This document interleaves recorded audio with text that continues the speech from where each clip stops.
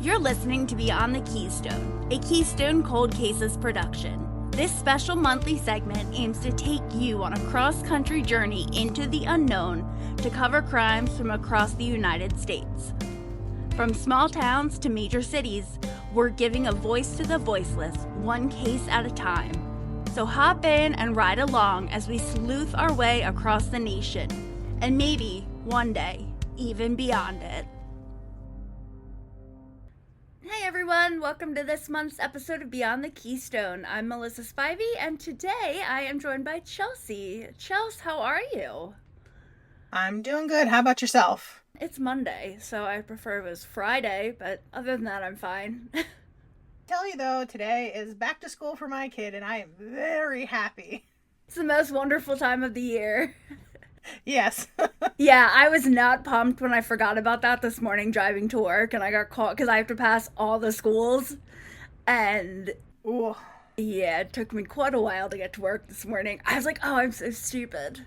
You don't think about how much there's an uptick of traffic, but there really is. But I think it after a week or two, it evens out because everyone kind of figures out where they need to be. Yeah, I think the first week's always the roughest.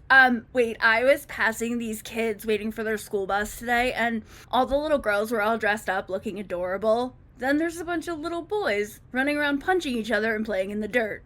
Oh, yes. And I was like, yep, that's standard. That tracks. Very much. Yep. I was like, wow, I'm sure their parents are proud. Well, if this is your first time listening, first of all, welcome. Once per month, I will be sharing an unsolved crime from a state other than Pennsylvania. While we are all proud of our home state of PA, our passion is ultimately bringing awareness about cold cases, regardless of location. And we felt it was so important to get the word out about some of these unsolved cases, because sometimes it only takes one person to solve a cold crime, and maybe it could be you. Chelsea, do we have any housekeeping announcements other than the usual? Please give us a like, leave a review, give us a follow. And in case you didn't know, we do have a Patreon. It's only $5 a month. And at this point, there are a ton of episodes for you to go back and binge. I never sign up for a Patreon until it's a year in, because then there's plenty of stuff for me to listen to. And we also send out little surprise packages a few times a year. Tons of fun. So check that out on Patreon. Just search for Keystone Cold Cases. I think the only thing I can think about is get ready for our spooky season, because we have a lot coming for you. It's coming. And you know what? It was nice and cool out the other night. I was like, oh, I can feel fall. It's coming. Oh, yes. Right around the corner. Thank goodness. All right, so we know I'm going through the states alphabetically, and we have officially completed all of the A states, Alabama, Alaska, Arizona, and Arkansas. As there are no states that start with B, we are moving on, and today I will be covering a case from California. So just a couple of fun facts about California. The state capital is Sacramento, and the state is home to just shy of 40 million people, making it the most populated state. And it's easy to see why. In just one state, you can hit the beach, you can camp in the mountains, you can visit the desert, and you can even go skiing. And it's such a diverse climate and terrain, there is pretty much something for everyone. And California has the biggest economy of any U.S. state, and its biggest export is computer and electronic products.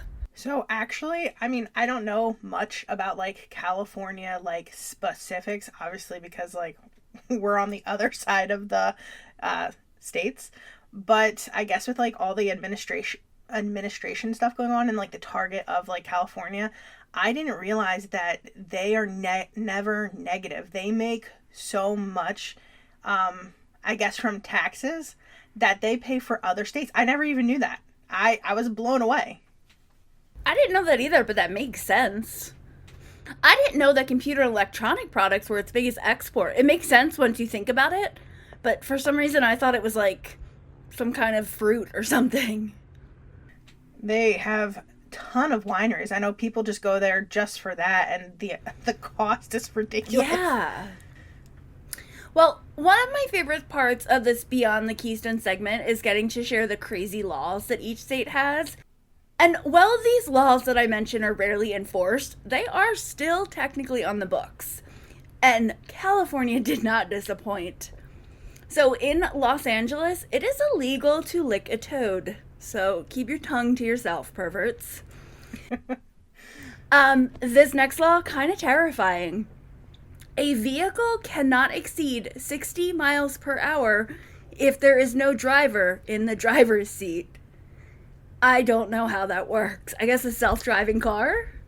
Yeah, exactly. Still terrifying. If you are one of those people that likes doing good deeds for others, I'm not one of those people, but if you are, you better watch yourself, because if you're in LA, it is illegal to wash your neighbor's car without the neighbor's consent. Who does that? I know. I mean, I guess, like, it makes sense because you don't want somebody, like, scratching your car or whatever, but so much for being a nice neighbor in LA. And this might be one of my favorite laws ever, like, of all the states. In the city of Baldwin Park, California, it is illegal to ride a bicycle in a swimming pool, which I feel like is pretty good advice in general, so I think all the states should adopt that law. That is a very random law. I love it. Well, California is like the epitome of wealth, glamour, and fame. I mean, we have Los Angeles and Hollywood, Beverly Hills and Bel Air. There's San Diego and San Francisco. Of course, we have Silicon Valley and Napa Valley, computers and wine. So all extraordinary cities. And when I think of California, I picture surfer dudes and supermodels, like, and the glitz and glamour. And California is supposed to be the place where dreams come true. Small town kids pack up their lives and move to Hollywood in hopes of becoming the next George Clooney or Jennifer Lawrence. And celebs seem to live the life that most of us can only dream of. And while these celebrities may seem untouchable, they are definitely not untouchable for murder.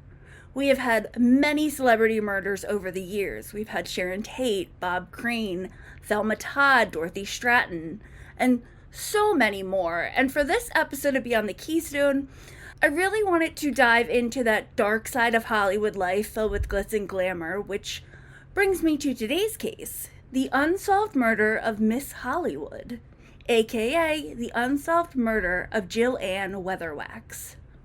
So for my sources, I read a butt-ton of articles, which will be listed on our website on the episode page, including a very in-depth article by Tom O'Neill. And I also watched an episode of True Hollywood Stories. Do you remember that show? Yes. Well, this episode was entitled The Murder of Miss Hollywood, and it was season 3, episode 45. It was from the late 90s, and my goodness, I forgot how amazingly bad those shows were, but, like, so amazing, though. Like, I ended up watching, like, 5 other episodes because I got sucked in. And they are available on YouTube if you're feeling nostalgic. So it's about 1 p.m. on Wednesday, March 25th, 1998, and a retired cement mixer named Larry was feeling frisky, in need of an afternoon delight, perhaps. So Larry decides to mosey down to a specific area in Fresno, California, where he knew he could scratch that itch, if you will. This specific section of Fresno, called Motel Drive, was referred to as seedy in the True Hollywood Story. It was a place where you could easily find crack cocaine and other drugs. The area is frequented by sex workers, so it wasn't tough to find a woman for Larry to spend some quality time with. So once he and the woman had discussed business and negotiated a price, they headed to this abandoned lot. It was actually located behind an SPCA animal shelter. And this area, as I kind of mentioned, was not the greatest section of town. This lot specifically was used a lot by sex workers and their clients. According to multiple sources, it was filled with used needles and used condoms. Because romance, you know? I guess. Get it, Larry. Sure. So, as they're looking for a more private area, our friend Larry makes a horrific discovery. Laying on the ground is the brutalized and bloody body of a young woman. She is clearly deceased, and the cause of death, as we will find out later, she had been stabbed 29 times on her back and torso. When the call comes into police, a 10-year veteran homicide detective named Al Marietta heads to the scene, and he decides to go by himself to the scene. In one article I read, it said he went by himself, quote, assuming it was just another hooker hit by an angry John, end quote. Oh, I hate people like that. Oh, this guy is a dick. There's so much of his interviews that I left out because I was so angry. And to be fair, with that quote, I don't know if Detective Al actually said that or if the author of the article was taking creative license. But you can it off with that just another hooker shit. Like, she's a murder victim. She's someone's daughter. She's someone.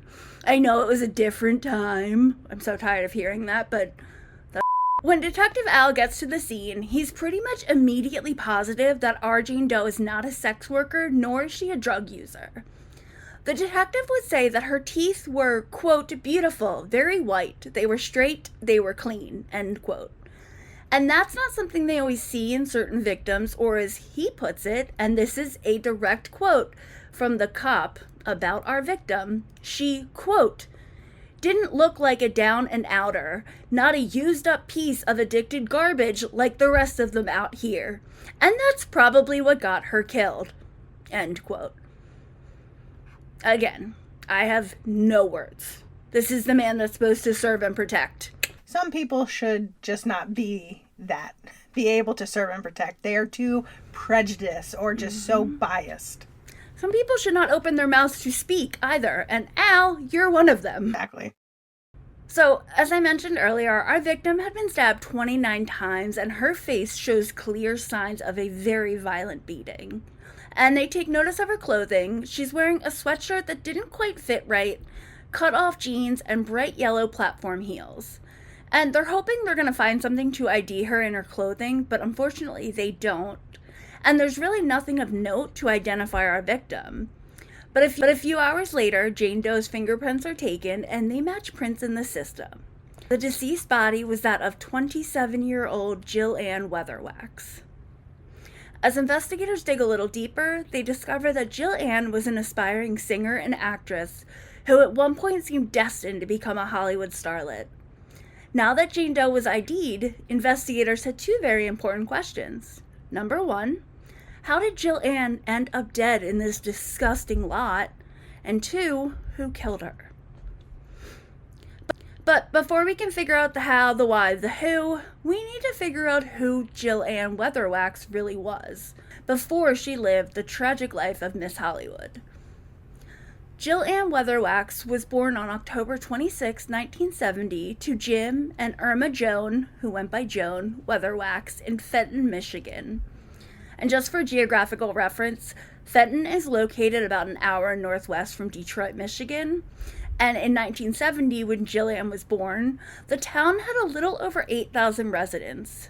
And at the time, it was described as a pleasant lakeside community with a small town feel.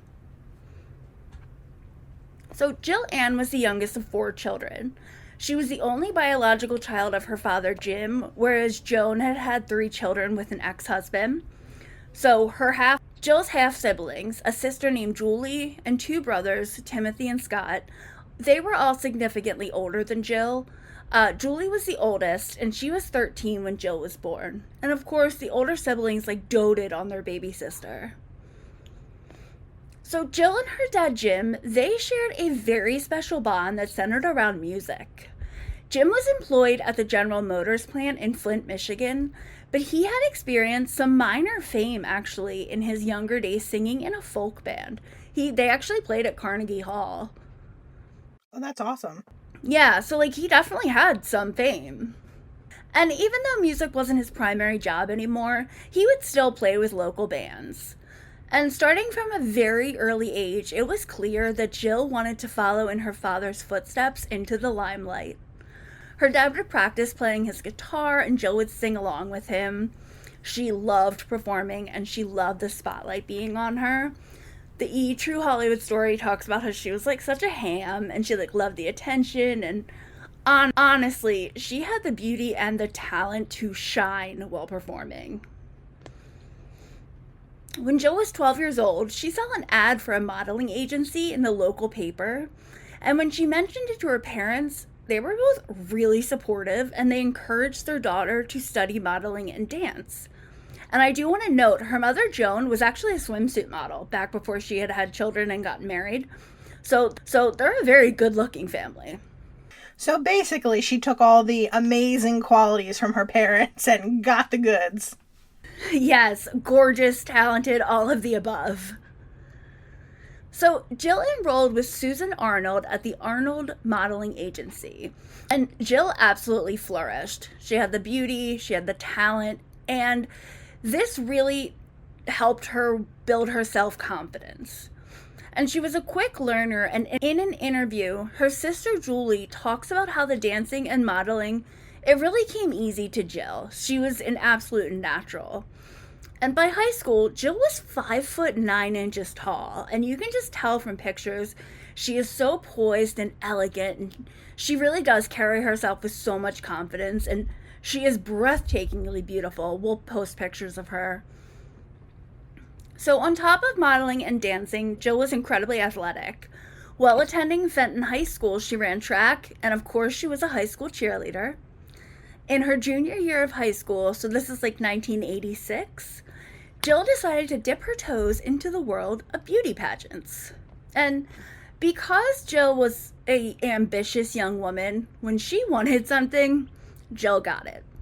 And at just 16 years old, Jill was crowned Miss Great Lakes, which apparently is a very big deal, so that's awesome for her. She would go on to compete in several more beauty pageants. She would go up against hundreds and hundreds of other young women. But between her singing and her good looks, Jill did extremely well in these competitions. She won the Miss Summerfest pageant, and she was a top finalist in the Miss Flint pageant, which is a really big deal. In the beginning of 1988, Jill, who was in her senior year of high school, she actually posed for a Revlon Cosmetics ad campaign, which was like such an incredible opportunity.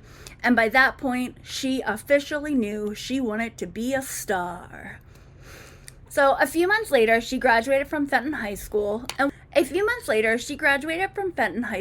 while still competing in beauty pageants, she enrolled at the local community college taking cosmetology courses.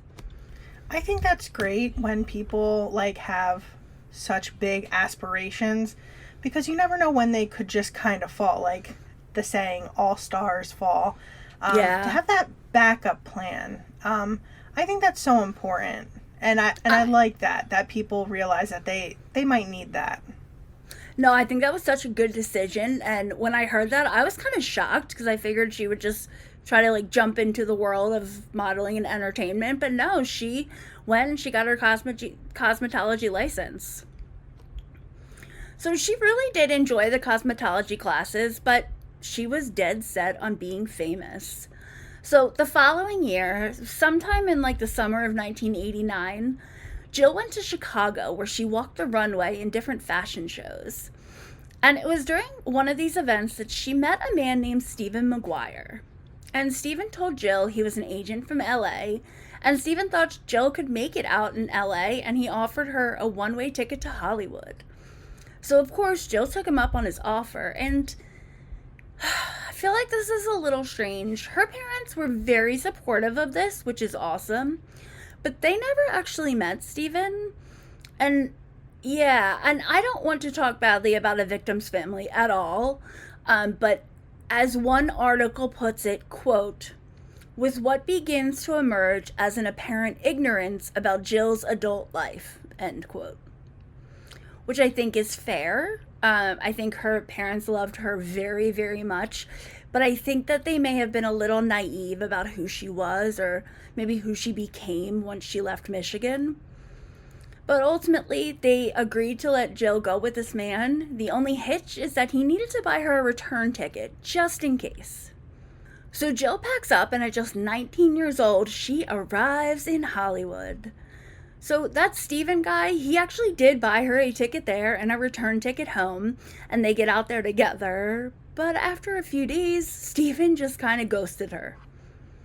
But Jill wasn't going to let that deter her, and she decides to stay in LA. She decides she needs an agent, and one day she sees a sign for the New Faces Talent Agency. She goes in and meets with the owner, and this is a Russian gentleman named Viktor Kruglov. He agrees to sign Jill and act as her agent, but then she tells him, well, I don't really have a place to stay, I don't have a car, and I don't have any money for headshots or clothes or anything. So Victor lets Jill crash with him. He buys her headshots, he's driving her to all these auditions, and after a few weeks, he's realizing that he may have made a mistake.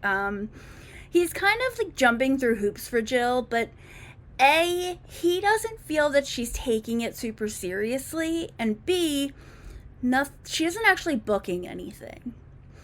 And in the E! True Hollywood Story, he's on it and he's interviewed, and he straight up says she was not focused, and then he basically says she wasn't worth the trouble, which might be true, but I would also like to point out that our buddy Victor had never and has never signed anyone famous, so maybe he was part of that problem. She did get a very bit part in a music video, but that was it. Well, I think it's kind of unfair because she's literally hasn't had a chance to like really be an adult and make adult decisions. Like thinking back, like I'm thinking a lot back on high school days because my nephew just went to college and it's like, you know, you're reminiscing. And I feel like we thought we knew everything, but then we get in the real world and we're like, so who's the adult here? I need an adult. Yup. That's what I mean. I feel like she needed someone to guide her, someone who like had her best interests at heart. Yeah, like a mentor or something. Exactly. And as we'll see, she never really finds that, unfortunately. That's very sad. Yeah. So by now, Jill had pretty much made up her mind. She was not interested in modeling or acting. She wanted to sing. So I think Victor kind of lucked out there because he still wasn't super pleased with Jill. So he used this opportunity to introduce Jill to a retired talent rep named Joe DiCarlo, who, by the way, managed Sonny and Cher when they first started out. So this guy handled musicians, while I believe Victor handled more actors. So he kind of like took over. So Victor asked Joe if Jill can stay with Joe for a while, and Joe begrudgingly agrees. But Jill must win him over pretty quickly because according to him, within a few days, they were in a relationship. This 50-plus-year-old man is in a relationship with this 19-year-old. That's a little yikes. Anyway. Yes. Yeah. She ends up living with Joe for about 6 months. He kind of had the same problem with Jill that Victor had mentioned. She wasn't super focused, she was very unorganized, and she didn't seem to have much drive. And Joe wasn't about that. Joe really only wanted to work with people who knew that success took hard work and dedication. And he only wanted to work with people who were ready and willing to put their blood, sweat, and tears into their craft. And I think Joe lost his excitement and faith in Jill pretty quickly. In that Tom O'Neill article I sourced earlier, Joe stated, quote, "I told her that I wasn't going to send her to someone and tell them she wants to be a singer when she doesn't sing that good." End quote. Well, damn. To which mad. I don't want to put Jill down. I do think she was beautiful and I think she was talented. But after watching the E! Show about Jill and reading several articles, I kind of got the impression that Jill had grown accustomed to always winning, always being the prettiest girl in the room. And I almost feel like she never really had to work super hard for anything so far in her life. So now she's out in LA with thousands of other young, beautiful, and talented women. And I think she expected things to happen for her rather than working for them. Many people said she wasn't aggressive enough out there. And I do think that's fair. I think you need a certain level of like cutthroat to be successful in Hollywood. And at this point in Jill's life, she is still incredibly naive. There was no drinking. There was no drugs. She was very religious. Like, she was this small town girl who kind of got lost in this big city, this big mean city. So one night, Joe took her to this Italian restaurant in Beverly Hills called Ciro's Pizza Pomodoro, which was owned by an acquaintance of his, this restaurateur named Ciro Orsini. And Ciro was already a well-known restaurant guy in England. He owned a Pizza Pomodoro location in London, and it did quite well. Like, apparently Princess Diana was a regular at the London eatery, and to me, like, you don't get bigger than Princess Diana. Bigger than Princess Diana. No, not at all. Right? So Ciro's in that True Hollywood story, and he is eccentric, to put it mildly. He kind of looks like the love child of Danny DeVito and Johnny Depp. He's very short, he's covered in tattoos, and he has this shoulder length or longer, depending on the time, stringy black hair. And he kind of has a round head with a prominent gap in between his front teeth, which, like, it works for him. But then he wears, like, a lot of leather and chains, like biker chic, I guess. That's a look. It's just wait till you see pictures. It's quite a look. Ciro was born in 1949 in Naples, Italy, and actually started out as a boxer. I think he did pretty well until he was drafted into the military, where he couldn't keep up with the intense training and lifestyle necessary to be a successful boxer. So after he had completed his military service, he needed to figure out a new course of action. So he decided to move to London, and in 1978, he took over a failing restaurant, and he essentially flipped it, and it became wildly successful. And that was the first Pizza Pomodoro location, and it was in this really snazzy part of London. And this wasn't just like a pizza joint. As Ciro puts it, quote, "When I first opened Ciro's Pizza Pomodoro in 1978, I did not want to serve good food and drinks only. I wanted to make it a unique place for live music and entertainment," end quote. And he was able to pull it off, and it really became like a London hotspot. So in 1987, Ciro decided to open a location in Beverly Hills. Unfortunately, this restaurant didn't quite mirror the success of the London location. It didn't really draw the A-lister crowd like Ciro had hoped. And I don't know Ciro, obviously, but that Tom O'Neill article I sourced earlier was not particularly kind to Ciro. Talking about the people who frequented his Beverly Hills restaurant as, quote, "the usual Hollywood bottom feeders, never-be moguls, softcore players, and assorted hangers-on, to whom Orsini regularly attached himself to," end quote. Ouch. That's not a nice thing to say. That's pretty brutal. Uh-huh. And to be fair, Ciro, outside of Los Angeles, he does seem like a pretty big deal. He owned different establishments in different cities and countries like London, Paris, Dubai, Milan, Beijing.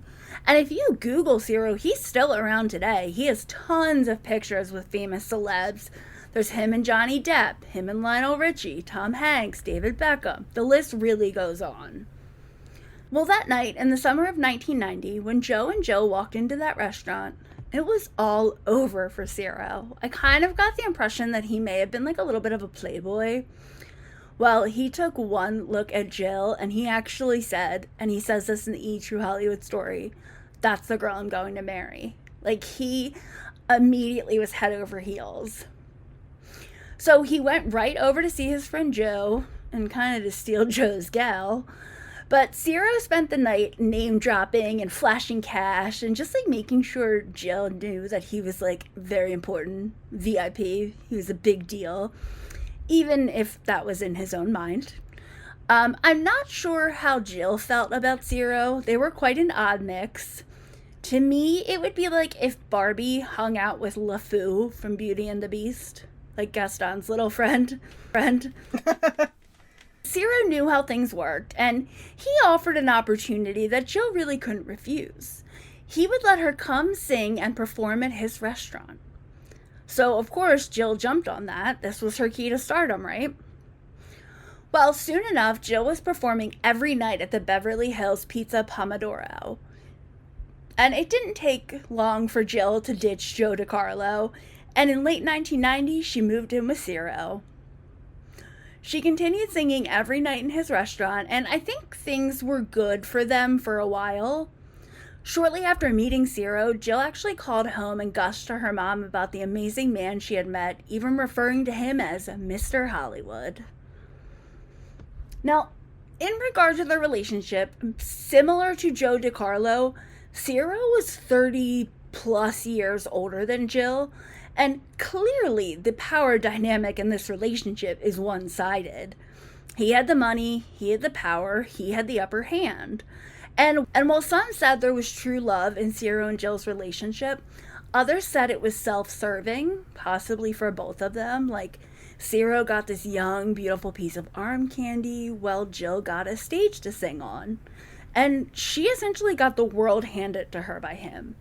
He lavished her with expensive gifts like jewelry and designer clothes. They traveled the world together. At one point, he opened a club, like one of his club restaurants in Jordan, and Jill escorted him to the palace of King Hussein in Jordan. So they were like jet setting all over. And while Jill was hanging with Zero, she definitely rubbed elbows with some of Hollywood's elite. There was a picture I saw of her and Michael Bolton, who, like, in the early 90s was king, and not even afraid to admit, to this day, he's still the king of my heart. Of him. There are pictures of her slow dancing with Patrick Swayze, where he allegedly whispered in her ear that they met in another life. So Jill was working her way through Zero's connections, but unfortunately, it just was not helping her music career. And there were sources that said Zero gave her the world and every opportunity to, air quotes, make it big. But, like, if even he couldn't secure her a record deal, maybe she wasn't quite as talented as she thought she was. Exactly. I mean, it takes a lot to make it. I mean, just like you said, maybe she was great where she was from, but there's a ton of other people who are great from where they are, and they're all coming and meeting. They all want a piece of that pie. Yes. So many talented, young, beautiful. Like, it's... the competition out there is wild. So... oh, and real quick, I just want to say that Jill referred to her singing, like her voice, as a mix of Janis Joplin and Whitney Houston, which are not two voices I would generally put together, but... same. yeah. So, in summer of 1991, Jill Ann Weatherwax was crowned Miss Hollywood, which sounds like a big deal, right? Well, I will let you decide, as this entire event, including Jill's win, was shrouded in controversy. So, the Miss Hollywood pageant was once an event held by the Hollywood Chamber of Commerce. Like, it was once, like, a legit sanctioned event. However, they had stopped holding this about a decade prior. But good old Zero, he decided to resurrect the Miss Hollywood competition. And he had a friend of his, a man named Hal Stone. He got him to promote it. He was like a professional promoter. And again, Zero's the one footing the bill for this. So the winner would be crowned Miss Hollywood, and she would also get a recording contract with the record label that Zero had recently started. The pageant boasted 12 beautiful contestants, and Jill, of course, looked stunning in a gown that Zero had purchased for her, which, again, led to some people questioning the legitimacy of the pageant. And even though I've already spoiled the outcome, I think we could all guess who the winner would be. And with that, Jill Ann Weatherwax became Miss Hollywood. I mean, I could totally see why. I don't think there's controversy at all. That is like... no. Yeah. That's like your dad holding a competition with you and your friends and being like, you're the winner. Well, of course. Like... yeah. That's awkward. That's definitely low. Yeah. So awkward. Yeah, and I don't think that the competition has continued, like, since that year. I'm not positive, but it was like this one random year that they brought it back, and they were like, oh, Jill won, okay. And this win did give Jill's name a little boost in the headlines. It really didn't lead to much, and that record deal that she won, it never materialized. So by late 1991, Zero's Beverly Hills restaurant was pretty much a failure, and he actually decided to close up shop and move back to London. Well, of course, he took Jill with him. And sadly, I think this may have been the beginning of the end for Jill.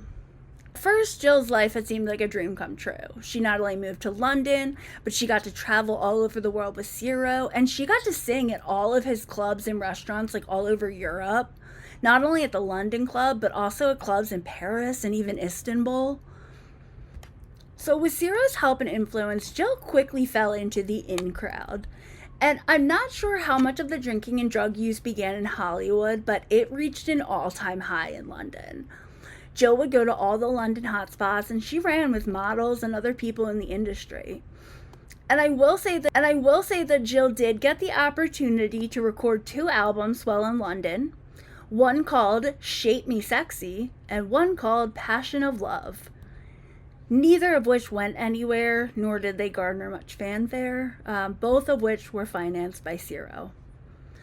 I think Jill was very lonely in London. Ciro began traveling solo to his different clubs, restaurants, opening new locations and checking in on other stores, and he's all over the world at this point, which left Jill by herself for a lot of the relationship. And I think she kind of indulged in alcohol and partying to almost keep herself entertained. But as Ciro so eloquently put it, she was a handful. Apparently, when Jill drank, she became a completely different person. She would get wild. And I think we can kind of compare this to like the rise and fall of Lindsay Lohan. She was like the it girl until her partying and lifestyle got so out of control that nobody wanted to work with her.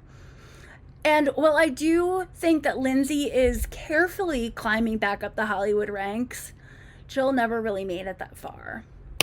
By late 1992, Jill was said to be out of control. Many people referred to her as an alcoholic. Apparently, she liked to go out, get drunk, and get naked. The people she surrounded herself with, I'm sure that they were super fun to party with, but they weren't necessarily the people who are going to care about your well-being. And between the alcohol and the drugs, Jill would just like disappear for days at a time. And when you're hanging out with people who don't really care unless you're doing drugs with them, that's not a good combination. At the end of 1992, Ciro came home from one of his many business trips and was quite displeased to discover that Jill was pregnant. And I do want it to be very clear, the baby was Ciro's. Like, of all the things I read about Jill, where there are reports about her, like, making out with other girls at bars, she was not unfaithful to Ciro. So, there was no question about paternity. I'm not entirely sure how Jill felt about the pregnancy. Her family said she always wanted to be a mother, and she would have wanted to keep the baby.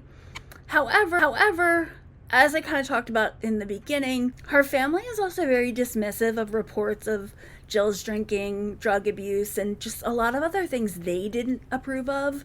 So I'm not really sure how Jill felt. The E! True Hollywood Story episode said that she and Ciro agreed it wasn't a good time for either of their careers. So in early 1993, Jill had an abortion. And unfortunately, this abortion seemed to really destroy Jill.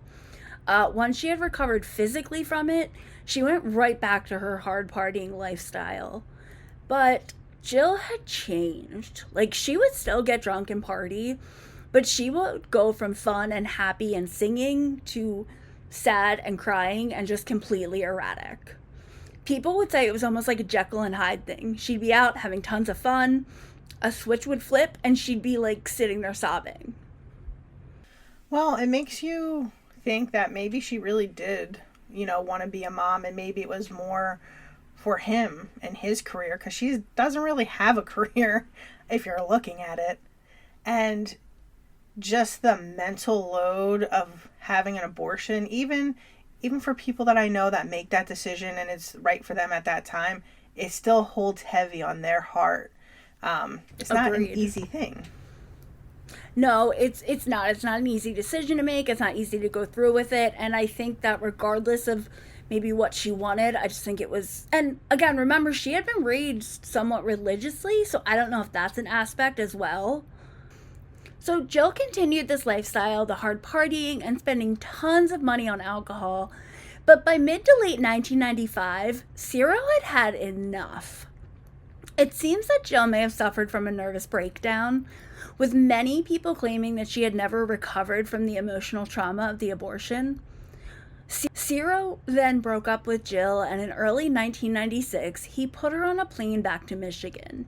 He says that he always wanted and intended to get back together with Jill, but she needed to get herself clean and sober and just kind of reset herself. And I guess the hope was that she would go home and straighten things out and things would get better. And I do think that that logic worked for a little bit. Now, this next part is not in the E! True Hollywood story, but it is in the article by Tom O'Neill. While she was home in Michigan, apparently Jill saw a doctor and was diagnosed with bipolar disease. So she was given medication, and I think things were starting to look up for Jill. So she ended up going back to London and wanted to rekindle her relationship with Ciro, but it wasn't meant to be.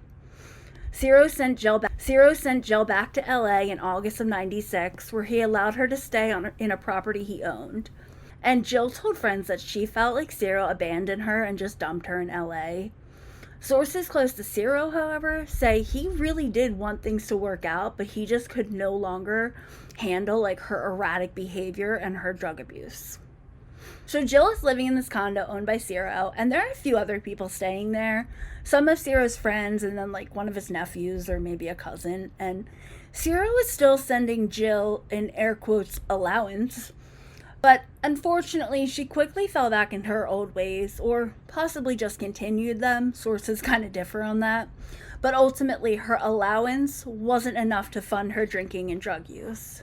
Honestly, I really think that maybe they were meant to be, like in some crazy, alternate universe. But when you are funding such activities and like not making actually like strong, what's a good word? Clear boundaries. It's really hard to maintain anything. You can feel a certain way about something, but if you're not going to do anything about it, like, it's meaningless unless you're putting actions behind it.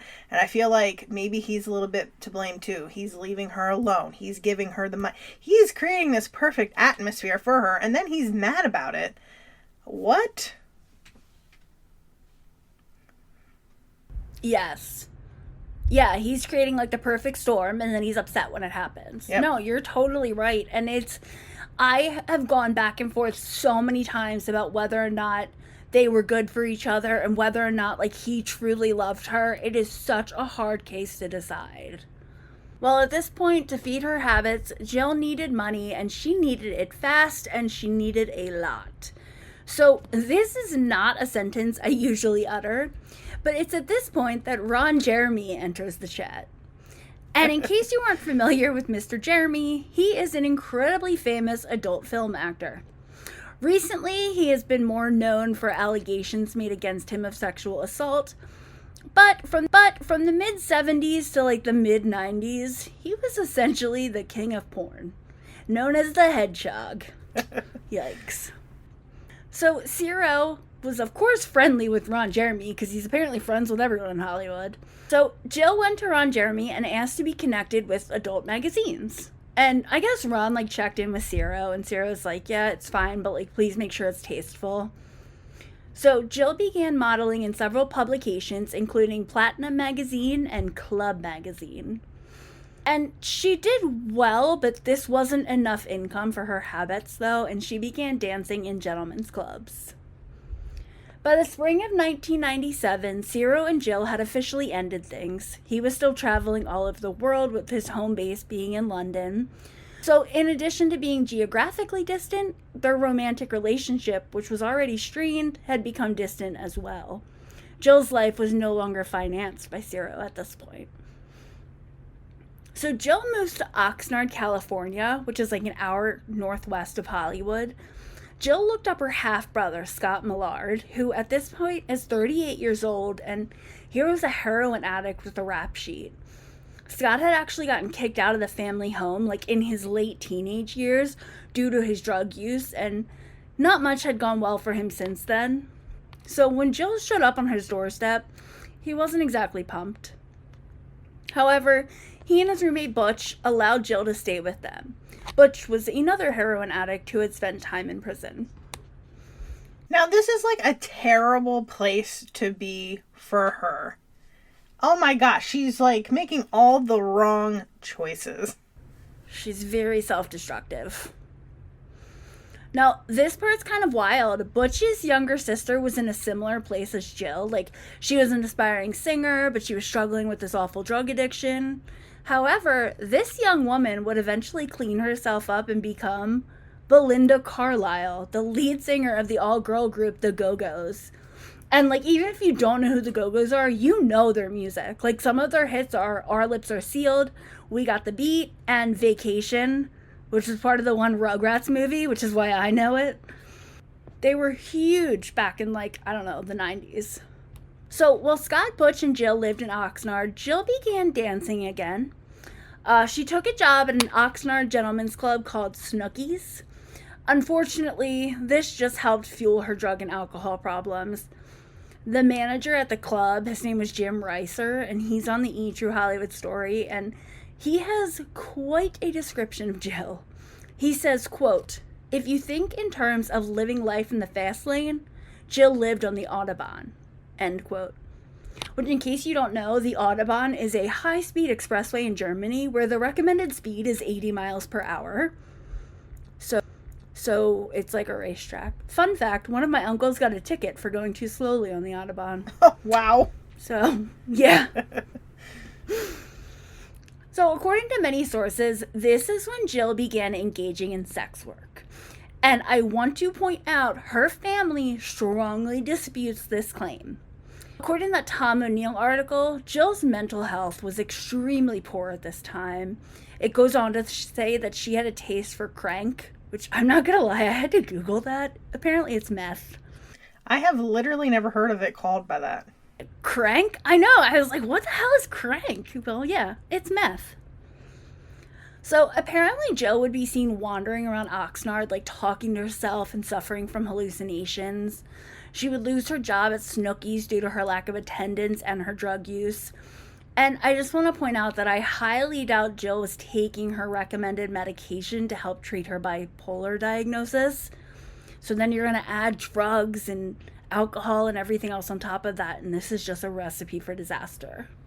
One thing I want to mention is a case that we're working on, and I don't know, I feel like we'll never put it out because it just takes forever, but the family was talking about their daughter, and she had bipolar, and before she got diagnosed, she was treating herself with the drugs because, like, this was a long time ago as well, and, you know, mental health wasn't really looked on as it is now, and I still think we need so many strides in mental health to get us to where we need to be, but back then it was even worse. So to get the appropriate diagnosis and be on the right medications, find ones that actually work for you, people did resort to drugs to try to manage their, like, manic episodes and stuff. So I wonder if, you know, that's what she was trying to do, you know, before she fell head deep.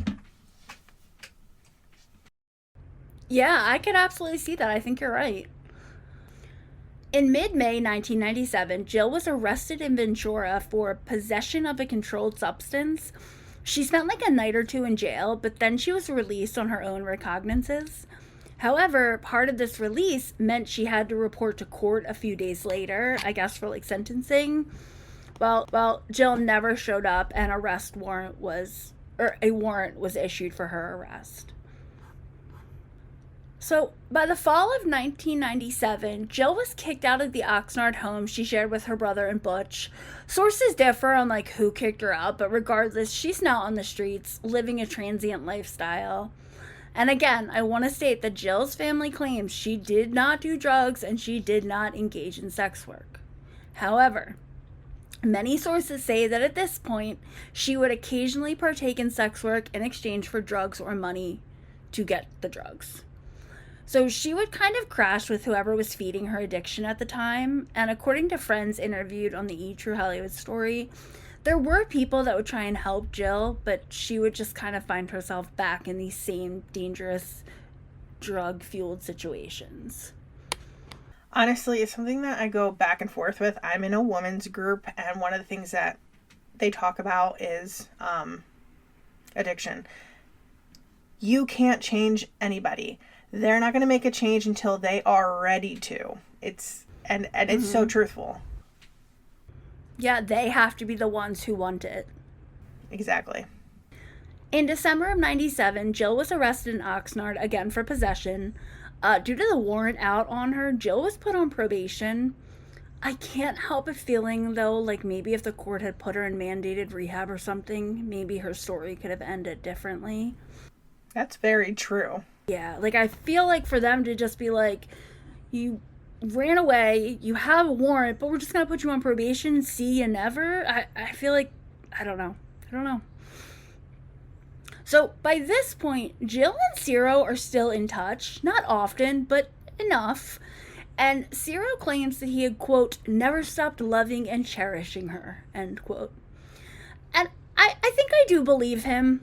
I think he loved Jill. I think he just couldn't handle who she became, which, again, may have been some of his doing, whether or not he meant to. In January of 1998, Ciro came to LA for like some big event, and he actually paid for Jill to take a cab from Oxnard to LA to see him. And she attended a big fancy dinner he held at some upscale Hollywood eatery. But apparently by 10 p.m., Jill was completely out of it. It is interesting to note, though, that no one saw her drink anything or do any drugs that night. So I'm wondering if maybe her mental health was just so damn poor at that point. But while at that dinner, Jill begged Ciro to stay in LA or to take her with him back on his travels, but he declined. And the night actually ended early for Jill when Ciro asked a friend of his to take Jill back to Oxnard. And Ciro would never see Jill alive again. I wonder if he regrets that. Oh, I'm sure he does. In early February of 98, Jill was arrested for public intoxication, and she was held in the Ventura County Jail for a few days. During this jail time, Jill met a young woman named Mia, who also made a living dancing at gentlemen's clubs. Mia's on the E! True Hollywood story, and I got the feeling that she was one of the very few people in Jill's life at this point that actually really cared for Jill. And Jill would tell Mia that she was afraid for her life and that someone was trying to kill her. And when Mia asked who, Jill couldn't or wouldn't tell her. But Mia said she looked so incredibly scared and she was incredibly paranoid. Unfortunately, though, Mia had her own demons to fight and she just was not in a position to help Jill at this time. In the E! Show, she talks about when Jill told people, like, someone was out to get her, like, no one took her seriously. And I wonder if that's just because, like, the drug-induced, like, paranoia. I got you. You know what I'm trying to say. Especially when you are stuck not being able to funnel your addictions. Coming off is terrible.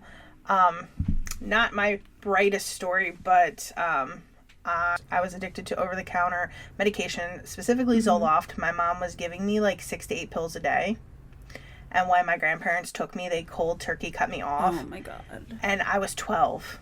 And I remember trying, like, the period. It was terrible. It was awful. I was a mess. And I can't even think about people on way harder things, like being forced to come off or willingly come off. Like, I can definitely assume that you're definitely hallucinating or imagining things because you're just in this, like, this daze. And especially being in a, like, prison or being homeless, like, you have no one's support there with you. Yeah. Well, by now, Jill was broke, she was homeless, and she was addicted to drugs. The once beautiful and vibrant young woman from Michigan had essentially self-destructed and had hit rock bottom. And I do want to note again, apparently Jill's parents and family had no idea that, like, any of this was happening. They claimed that when they spoke to her, she sounded great, everything was fine, which may have been part of the reason that they're so adamant that there were no drugs or sex work involved. All I gotta say is people who do drugs are so creative, and there's this really, I say disgusting but truthful meme that I see. It says no one works harder than a drug addict, and it's completely true. When It is. my mom was going through it, she would do anything to get money. I mean, anything. These people lose who they are. It's not them anymore. They don't care if you're family, they don't care if you're friends. They don't care. They'll do whatever they need to do to get their next fix. Doesn't matter. And I almost wonder with Jill, like, we have to remember she went to modeling and acting and dancing classes. Like, I'm wondering if she put an act on for her family. Because, again, they didn't see her in person, it was all over the phone. Yeah. So they didn't realize that she had become, like, a shell of who she used to be. Well, a few weeks later, on March 20th, 1998, Jill left Oxnard with only the clothes on her back, and she ended up in Fresno, California, which is like over 200 miles away from Oxnard. And no one knows why she went to Fresno, and no one is entirely sure how she got there. She started out by hitchhiking, and she was supposedly picked up by a tall white man with curly hair. However, this man's never been identified, and no one knows if he took her the whole way or like if she hitched rides with different people. So that same night, Jill was caught by police leaving a cemetery. The True Hollywood Story claims she was servicing Johns. However, the Tom O'Neill article claims she was never seen engaging in sex work, except for one claim made by another sex worker and her pimp. Sources differ on a lot of the ending of her life. Then Jill had another run-in with police on March 21st when they arrested her for public intoxication, where it was claimed that she was so intoxicated she didn't even know her name. That's rough. Yeah. So while in Fresno, many witnesses saw Jill wandering around like the ickier parts of town, specifically Motel Drive, which is where known sex workers and drug dealers would frequent. Many claimed they would see Jill and she would be like laughing to herself and then just burst out in tears and cry. On the night of her death, March 24th, 1998, Jill was seen at 10 p.m. at a convenience store in Fresno. She hailed a cab around 10:30 p.m. and she got out at some point and called home from a payphone while in Fresno. And according to the True Hollywood Story, she was frantic and difficult to understand. And eventually she dropped the phone and like the cabbie picked it up. And when her parents asked the cabbie if he could bring her home, he was like, no, like we're in California. I can't bring her to Michigan. That's a wild ask. That is such an ask. I don't think her parents realized where she was. And then apparently Jill took the phone back and abruptly ended the phone call saying, I have to go. I have to eat dinner. Now that's the True Hollywood Story version. The Tom O'Neill article has a different story that claims her parents said she was cool and calm and her parents said everything was okay when they talked to her. So I'm not sure which one to go with. Around 11 p.m. that night, the cabbie dropped Jill back off on Motel Drive at the Villa Motel. Again, according to the True Hollywood Story, Jill met a man who was staying at one of the sleazy hotels, and Jill may have asked if she could use his room to possibly entertain clients. The man agreed, however, when his girlfriend or companion returned to the hotel room, she was like, oh hell no, get out of my room. Which, fair. So at that point, Jill was seen in the company of 3 Hispanic men, and the last known sighting of Jill was when she got into a green or gray 4-door Ford Tempo with the men. There is no word on where they went, and no word on whether she left the men and met up with anyone else that night. No one saw when she was put in that disgusting lot. Police who worked the case back in 1998 said that they were absolutely certain she had been engaging in sex work when she was killed, while her family calls this claim ridiculous. Now, when they found her body and confirmed her ID, sources are conflicted on who found out first, either Ciro or Jill's family. But either way, Ciro had been in Saudi Arabia when he got the news, and he got on the first plane to Michigan. He actually stayed at Jill's house, in her bedroom while they were planning and holding this funeral. The Tom O'Neill article went very in depth and discussed Ciro's actions and demeanor during the funeral. And it's odd, I think, to say the least. Apparently, at the funeral, he had hired a professional photographer. And remember, he had had that promoter friend, Hal Stone, who promoted the Miss Hollywood pageant? Well, apparently, Stone flew to Michigan as well. And according to sources, Ciro and Stone spent the whole time like mingling and schmoozing with people at the funeral rather than like, I don't know, grieving. Also, in that article, one of Jill's friends from high school talks about Hal Stone coming up to her at the funeral and saying, "The cops think a necrophiliac killed Jill." The friend was horrified, as anybody would be. Ciro was also going around telling people that Jill's spirit had come to him the morning of the funeral. She told him she was at peace and that her killers would be called soon.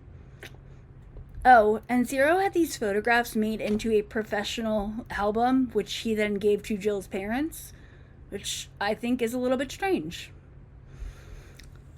Yeah. I concur. That detective Al Murrieta, who I mentioned at the beginning, the same guy who made all those hideously foul remarks about sex workers, he is clearly not a fan of Ciro. This is all in the Tom O'Neill article.